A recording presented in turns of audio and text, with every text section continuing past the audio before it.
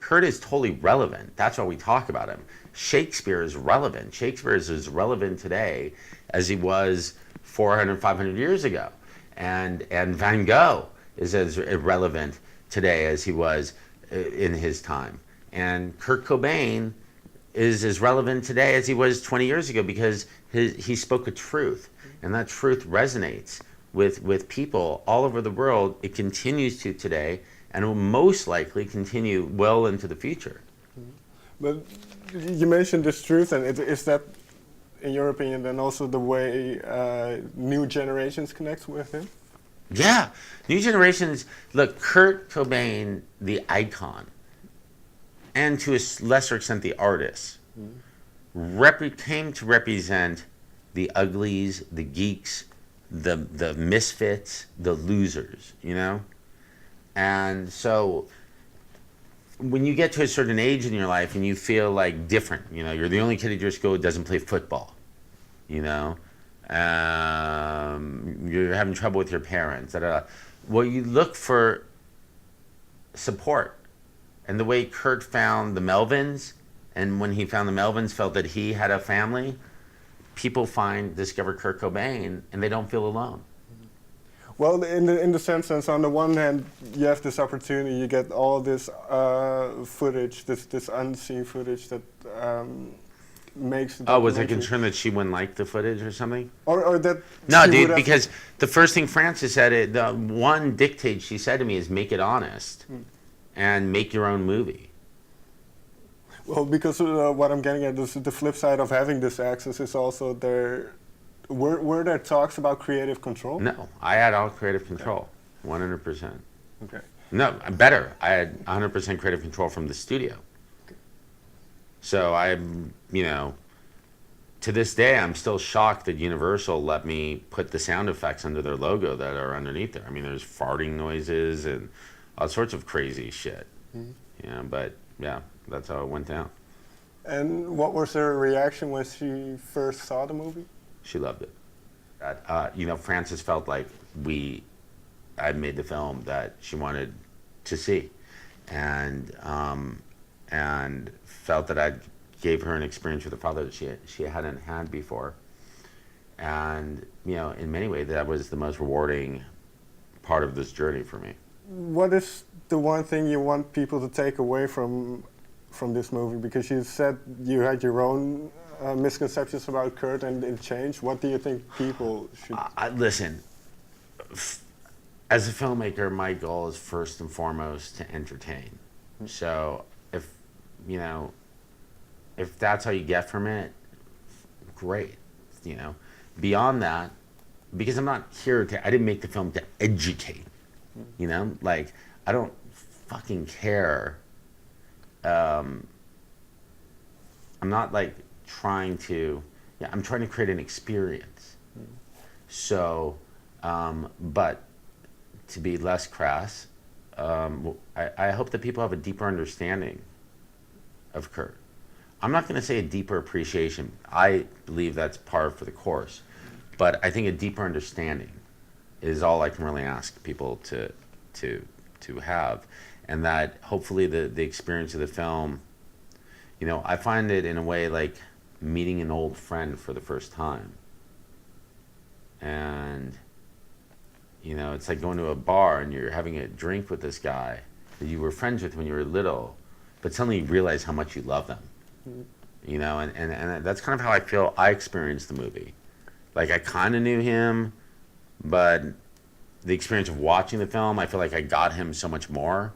And I appreciated him not as a rock star, and not as a musician, but as an artist, and an artist with a capital A. And we started this interview with hello, how are you? Hello and and the talk about mythology. Are we going to end it with goodbye? If you want. No. But we started with mythology. Where do you think, because documentaries, books, everything helps add to myth, so where do you think your documentary fits within the myth or the story of Kurt Cobain? I think Montage of Heck has reshaped the myth for the time being. But like all myths, each generation will claim it as its own. And so until the next one, someone will have a different interpretation at some point. And that's what myths are. History began in the oral tradition. Stories that were passed down from generation to generation. Each generation would make that story their own. And then someone introduced facts into history, and it no longer became the story.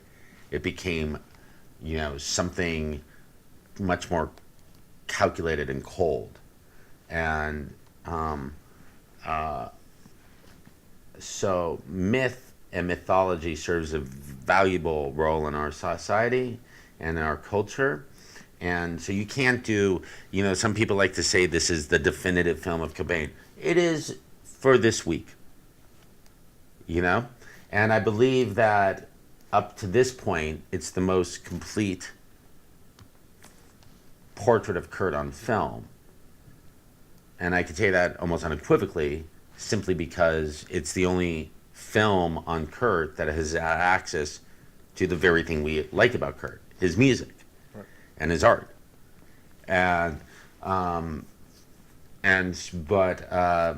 man, someone else will come along, maybe after my lifetime, and they'll do it their way. But to be fair, I think I may have to be dead first before I have to pry it from my.